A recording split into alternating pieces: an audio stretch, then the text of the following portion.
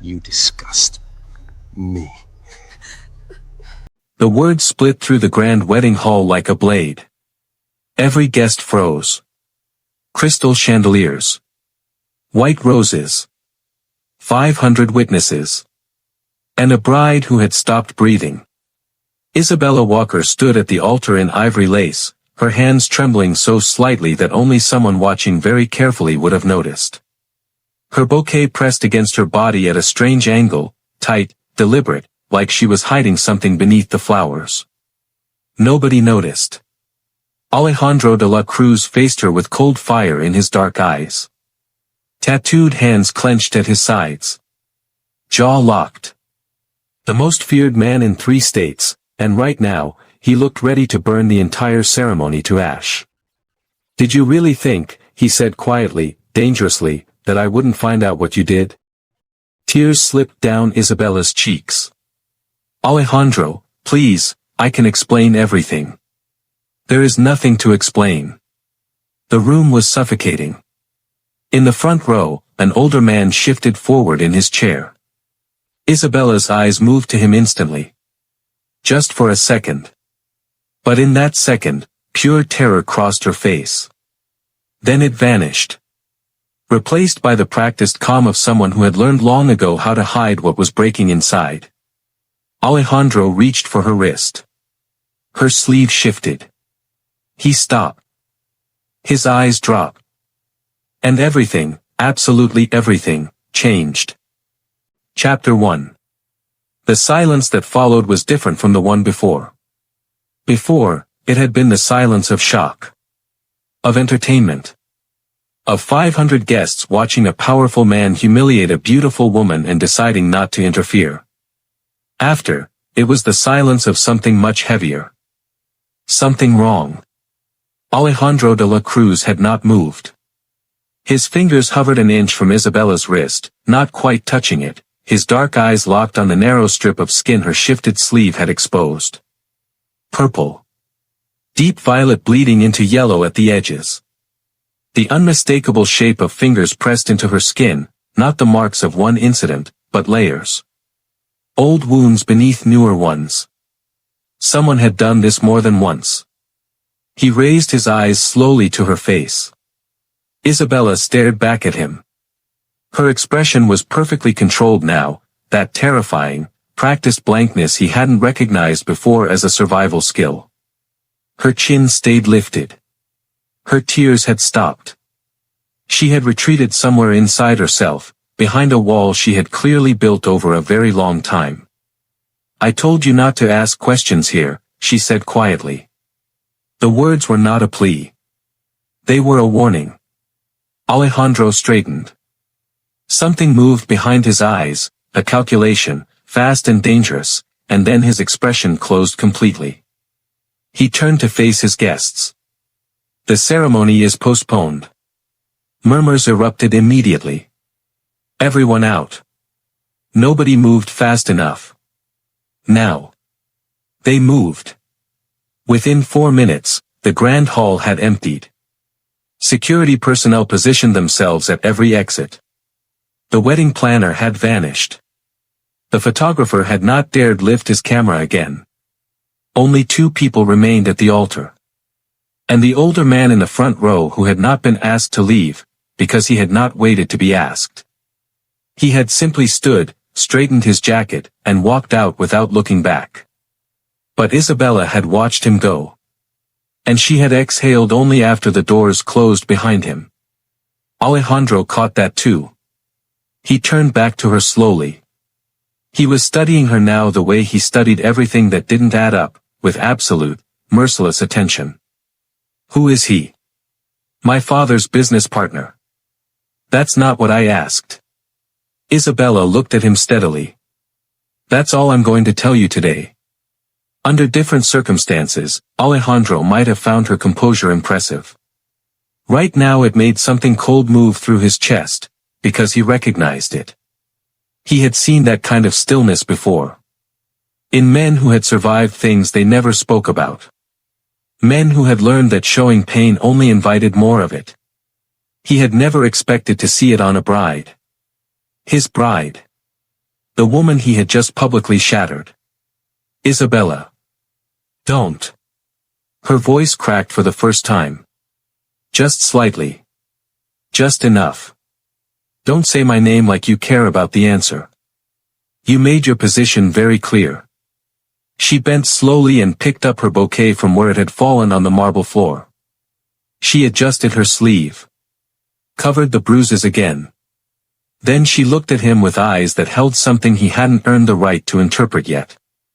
I'll be in the car, she said. And she walked away from him. With her back perfectly straight. Chapter 2. The drive back to the estate was 22 minutes of silence. Alejandro sat across from Isabella in the armored vehicle, watching her in the way he watched things that required patience, without blinking, without rushing, without revealing a single thought. Isabella kept her eyes on the window. Her hands were folded in her lap. Still. Controlled. The bouquet sat beside her, abandoned now that it no longer served its purpose. It had been covering her wrist the entire ceremony. He kept thinking about that. The vehicle pulled through iron gates and stopped before the main house. Isabella reached for the door handle before the driver could move. Don't, Alejandro said. She paused. My study. 10 minutes. She didn't argue. She didn't agree either. She simply stepped out of the vehicle and walked toward the house, and Alejandro watched the way she moved, carefully, holding her left arm slightly closer to her body than her right. A small compensation. The kind of physical adjustment a person makes without realizing it anymore because it had become automatic. She'd been doing it all day. He'd been too angry to see it. His jaw tightened. He found her in his study exactly 10 minutes later. She had removed the veil and was sitting upright in the chair across from his desk, her hands folded again, wearing the expression of someone preparing for a difficult conversation they had already rehearsed. Alejandro sat down. He did not reach for anything. He did not open with anything. He simply waited. It took longer than he expected. Almost 3 minutes. Then she seemed to make some internal decision he wasn't allowed to witness, and she began carefully rolling back her left sleeve. The bruises were worse than he'd seen at the altar. They extended from her wrist almost to her elbow, layered, staggered in age, colors that told a story spanning weeks rather than days. There were what looked like grip marks, thumb-shaped, too large to be accidental. A thin healing cut near the inside of her elbow. Alejandro did not move. He did not speak.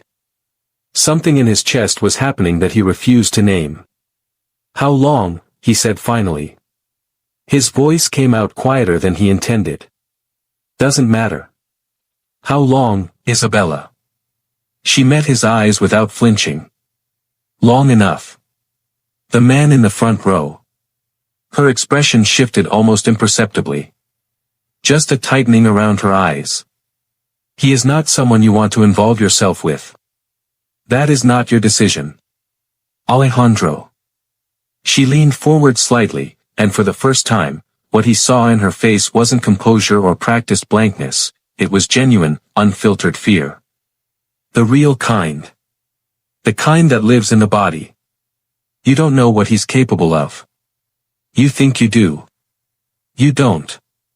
I'm Alejandro de la Cruz. I know exactly who you are. Her voice dropped. And I'm telling you, this man is different. What happened today at the altar, that was his doing. He told you what I supposedly did. He staged it. He needed you to turn against me before the wedding was sealed. She held his gaze. Because once we were married, he couldn't touch me anymore. The room went completely still. Why? Alejandro asked quietly. Isabella looked down at her bruised arm. Because then you'd find out what he's been hiding. Chapter 3. He didn't sleep that night. Alejandro de la Cruz had built an empire on his ability to read people, to identify the false from the genuine, the performance from the truth, the constructed narrative from the real one. It had kept him alive when lesser men had fallen. It had allowed him to sit at the head of operations that stretched across borders and industries without a single person being able to predict his next move. He had not read Isabella Walker correctly. Not even close. He sat in his study past 3 in the morning reviewing what he knew about her, which, he was realizing now with something that felt uncomfortably like self-indictment, was almost nothing. The marriage had been arranged. A business alliance. Her father had approached his people 14 months ago with a proposal that made strategic sense, access to distribution infrastructure in the American Southwest in exchange for protection and financial restructuring of a failing family business. Alejandro had agreed. He had met Isabella 3 times before today. The conversations had been formal, surface level, supervised. He had never once asked her what her life actually looked like. He pulled up the file his security team had assembled when the engagement was announced. Standard background work. Financial records. Social history. Nothing that had raised concerns. He read it now with different eyes.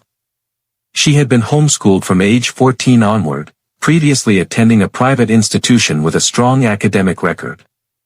Withdrawal listed as family decision. Age 16, a brief hospital record. Fall down a staircase. Treated and released. Age 19, another record. Laceration to the forearm. Listed as a kitchen accident. Age 21, nothing. The record simply stopped. As though someone had started being more careful.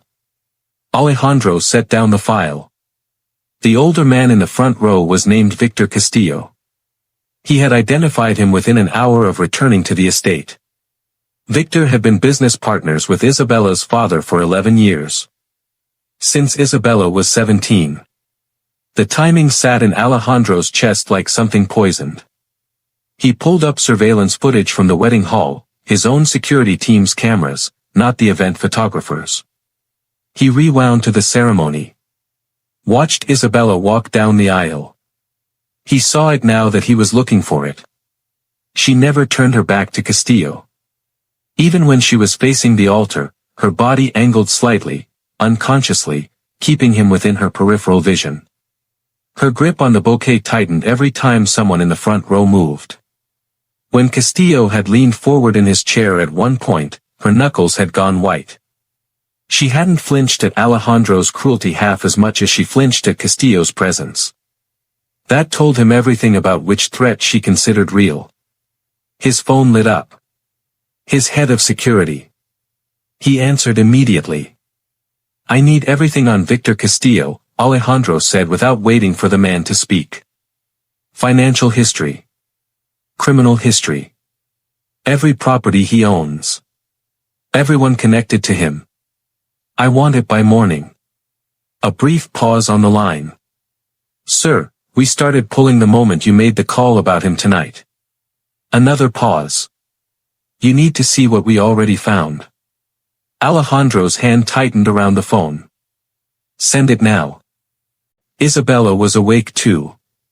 She sat by the window of the guest suite they had put her in, not the master wing, not yet, the marriage hadn't been completed, with her knees drawn up and a cold cup of tea on the table beside her.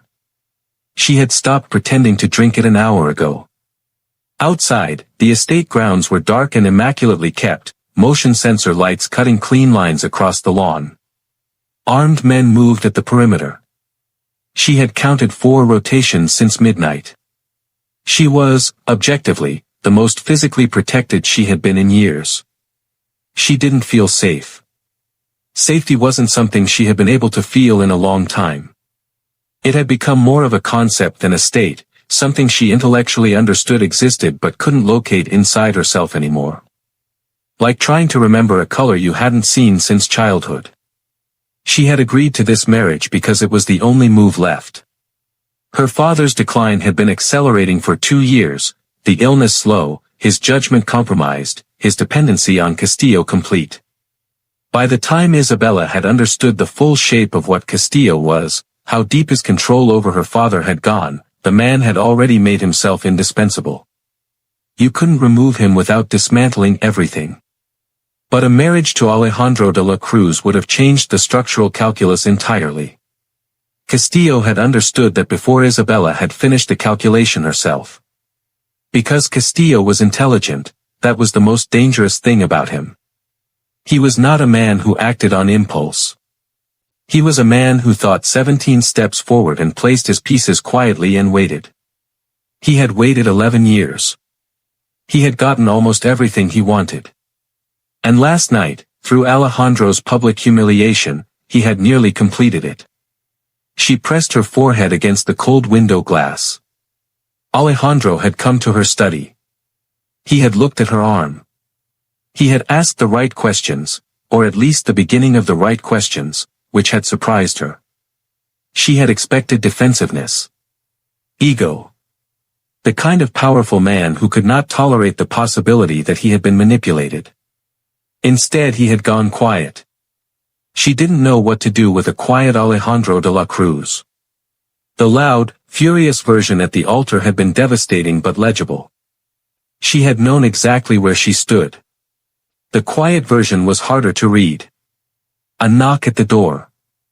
Soft, measured. Not aggressive. She crossed the room and opened it. Alejandro stood in the hallway wearing a black shirt now, no jacket, no performance.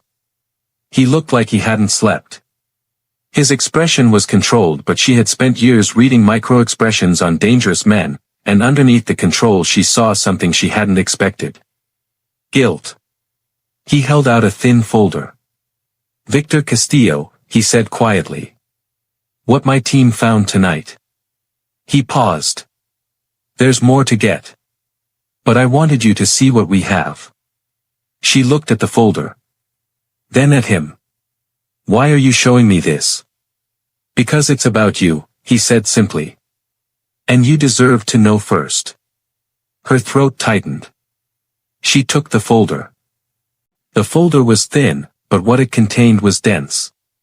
Isabella sat at the small desk in the guest suite, Alejandro standing several feet away near the door, giving her space, she realized, in a way that felt deliberate, and she read through every page carefully. Financial transfers spanning 7 years. Shell companies nested inside other shell companies. Her father's business, Walker Import Holdings, had been systematically restructured over the course of a decade until the actual ownership was nearly unrecognizable. What her father believed he still controlled, he no longer controlled at all. He had been signing documents without reading them. Trusting a man who had been patient enough to wait years between each move. The imports were the surface layer. Beneath the legitimate business was a secondary network, distribution infrastructure, transit routes, contacts at 3 different border checkpoints. The kind of infrastructure that had significant value to certain industries. Industries that operated outside the law. Castillo hadn't wanted the business. He had wanted the routes.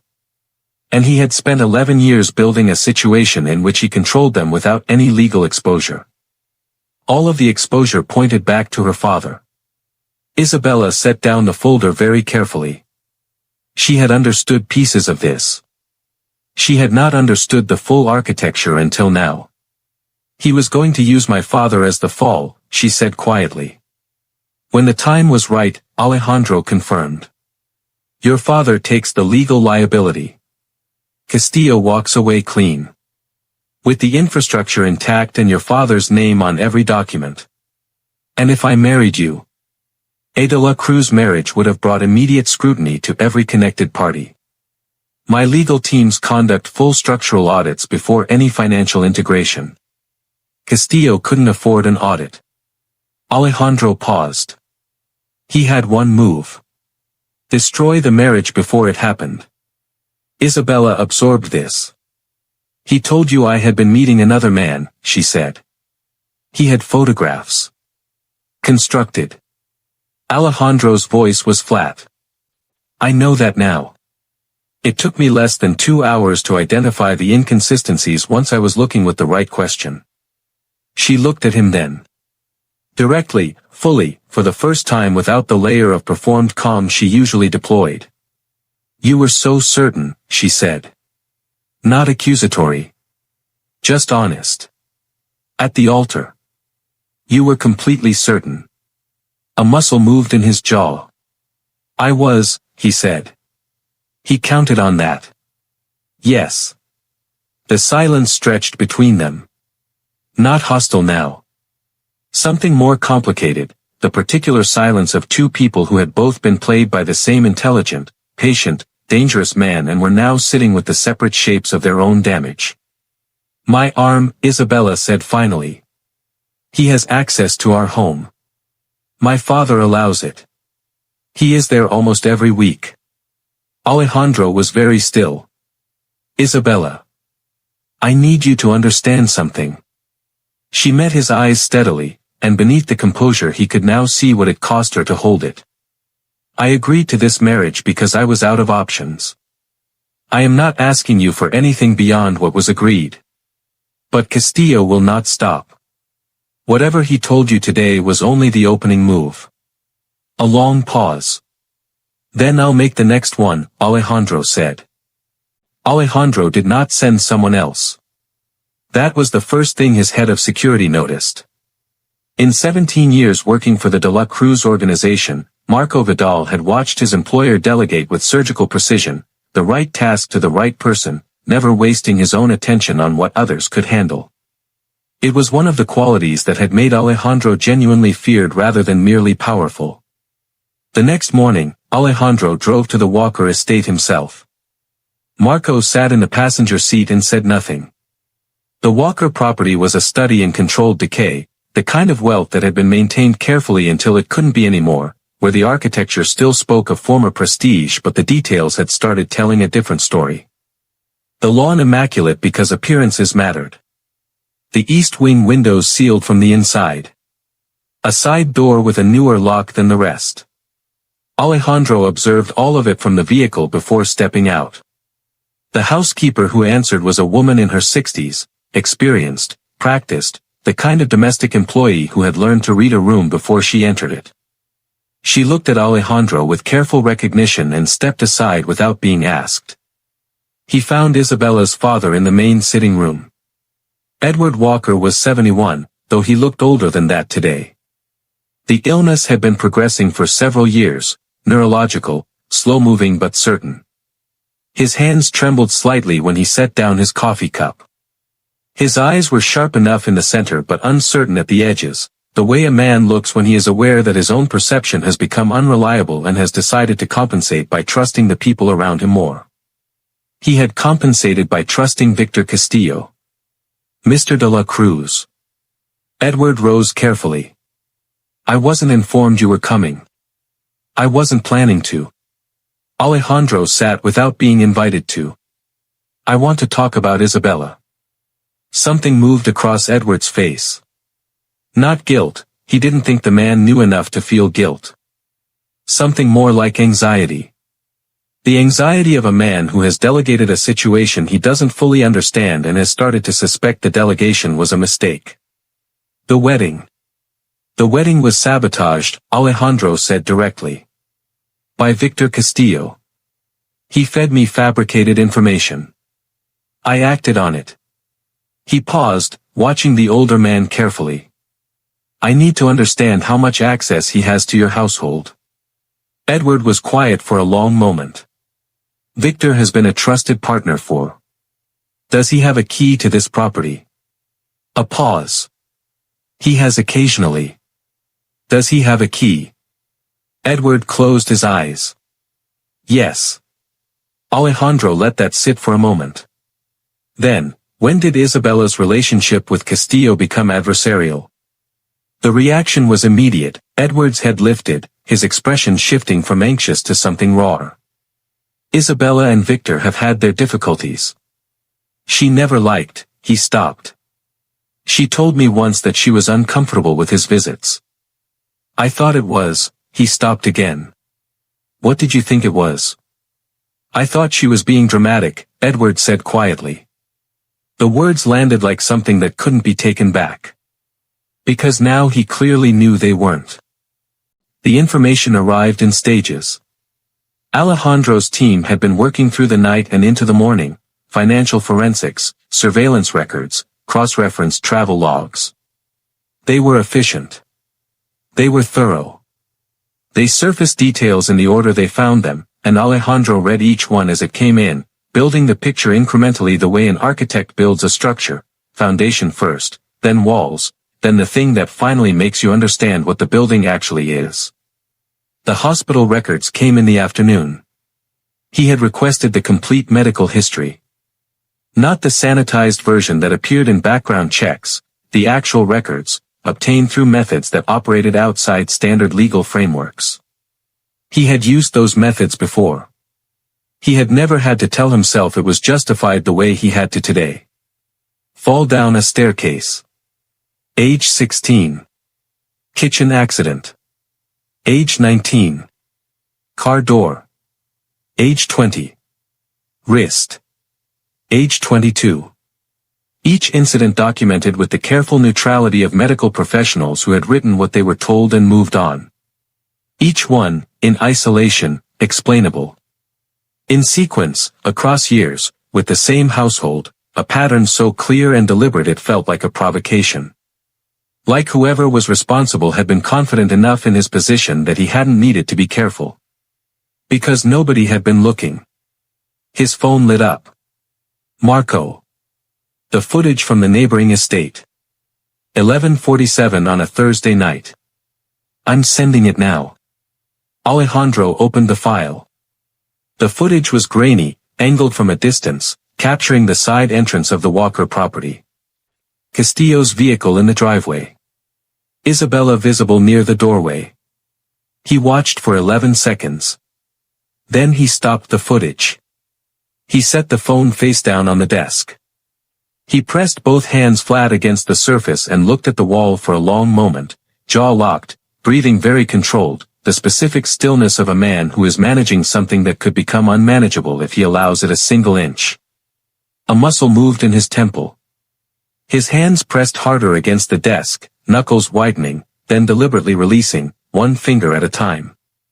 Like a man talking himself back from an edge he could not afford to approach. He picked the phone back up. Marco. His voice came out level. Just barely. Go back to the Walker estate. Isabella is still there, she returned this morning to be with her father. I want 2 of our people inside the house. Positioned, not visible. Effective immediately.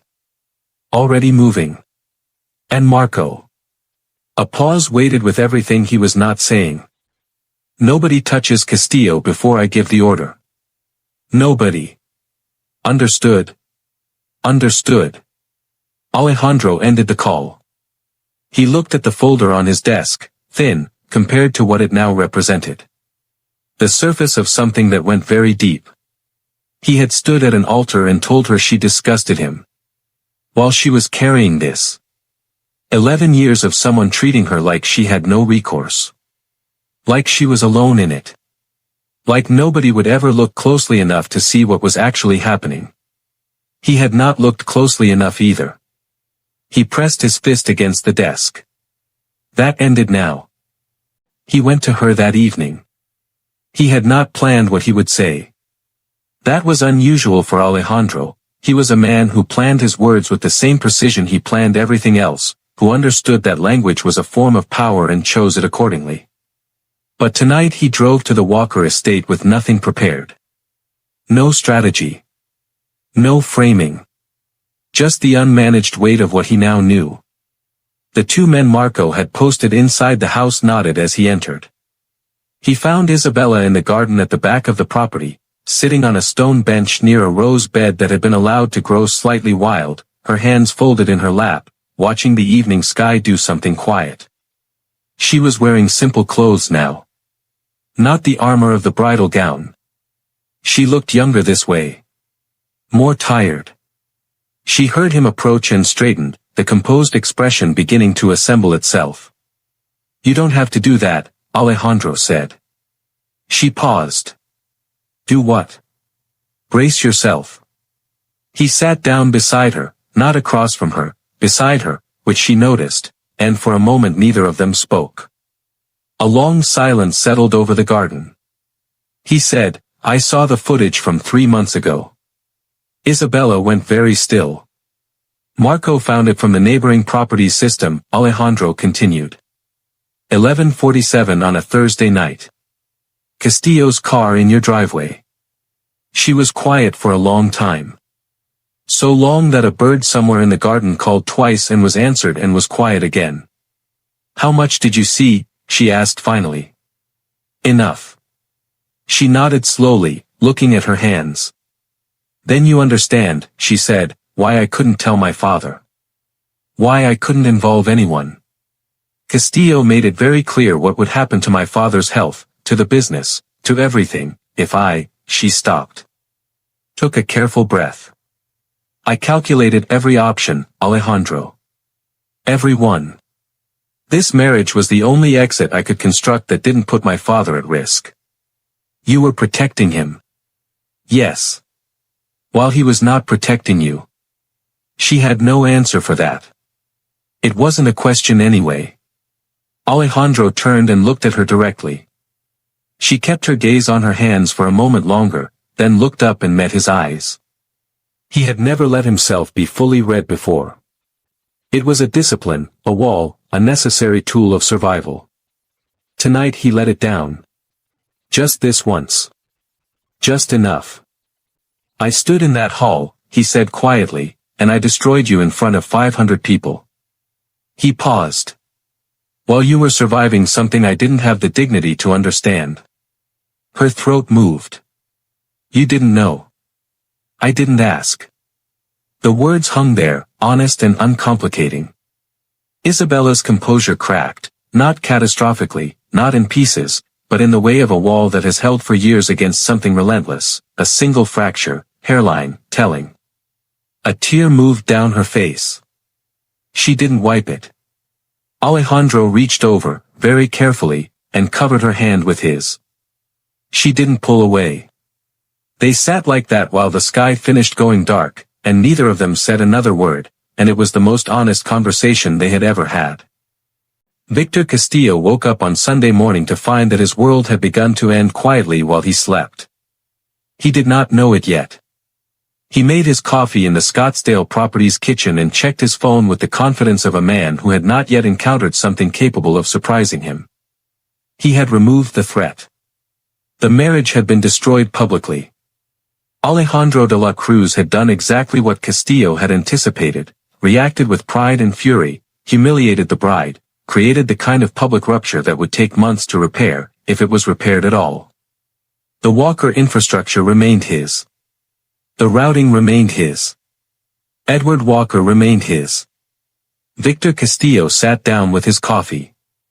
By noon, his accountant called in a panic. By 2 in the afternoon, 2 of his border contacts went simultaneously unreachable. By 4, his lawyer was contacted by federal investigators regarding financial activity Castillo had been certain was buried beyond recovery. It was not buried. It had been surfaced with remarkable precision, anonymously, by someone who understood exactly which documents to move, which communications to expose, and which regulatory agencies to notify in which order for maximum consequence. By evening, his bank accounts, 3 primary, 4 secondary, 2 he believed completely untraceable, were frozen pending investigation. At the Walker estate, Alejandro's legal team had already arrived with documentation prepared overnight. Shell companies excised. Ownership restructured. Every instrument Castillo had inserted over 11 years methodically removed. Edward Walker signed each document with the careful attention of a man who had finally been told what he had been signing previously. Isabella sat beside her father throughout. She did not speak for most of it. But when the last document was signed and the legal team stepped into the hallway to make calls, she placed her hand over her father's trembling one and said quietly, "It's done, Dad. He can't use any of it anymore." Edward looked at her with eyes that carried the specific grief of a man who has understood, too late, what his blindness cost someone he loved.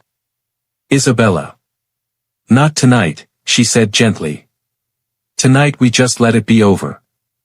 At 9 p.m., Castillo arrived at his Scottsdale Properties gate to find it blocked. Not by police, by 2 vehicles bearing no markings, and Marco Vidal standing in the driveway with an expression that communicated a very specific and unambiguous message. Castillo's phone rang.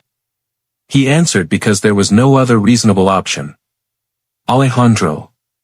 You have one opportunity to respond correctly to what I'm about to say. Alejandro's voice was completely calm. The particular calm of a man who has already made every decision and is simply delivering the outcome. You will sign the documents my legal team sends within the next 30 minutes. You will not contact the Walker family or any member of their household again. You will cooperate fully with the federal investigation, which you should know was initiated with documentation you cannot counter-argue. A beat of silence. You think this is over? Castillo said quietly. I have contingencies you haven't found. Structures your people haven't touched. I know, Alejandro said. I left them intact deliberately. So that when you tried to use them, and you would have, I'd have everything I need to finish this permanently. A pause, precise as a blade. The documents. 30 minutes. Or the contingencies stop being yours. A long silence. Castillo signed. Isabella's phone lit up with a message from an unknown number. 3 words. It is done. She sat with that for a long time. Then she pressed the phone against her chest, closed her eyes, and for the first time in longer than she could accurately remember. She breathed. 3 weeks passed. They were quiet weeks, different from the silence of the wedding hall, different from the controlled silence Isabella had carried for years. This was the silence of things settling. Of structures adjusting to new weight.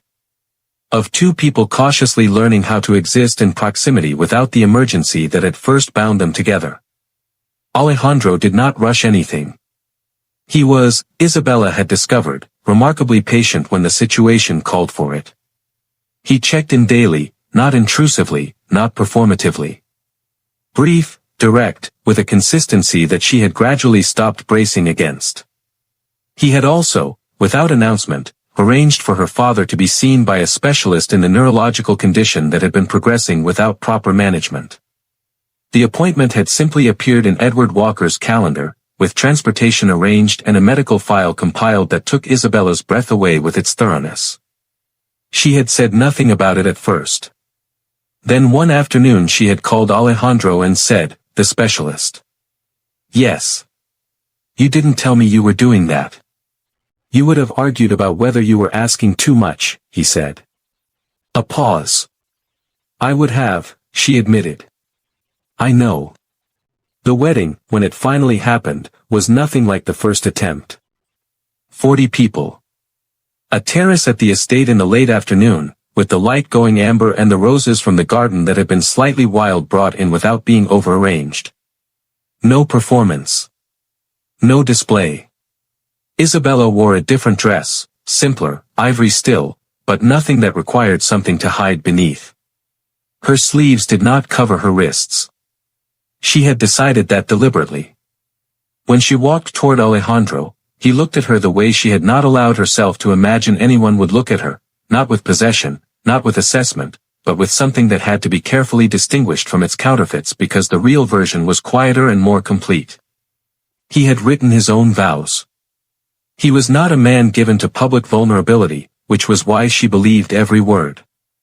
"I failed to see what was in front of me," he said, "in front of 40 witnesses and no performance, and I chose to cause pain before I chose to ask questions. I cannot correct what happened in that hall. But I can build something from what came after. I intend to." He paused. "You are not someone to be protected from a distance. You are someone to stand beside.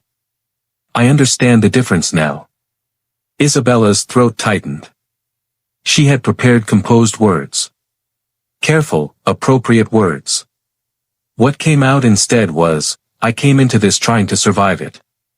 And somehow, she stopped. Steadied. "I ended up somewhere I didn't plan for." "Neither did I," Alejandro said quietly. 40 people witnessed the moment. None of them took photos.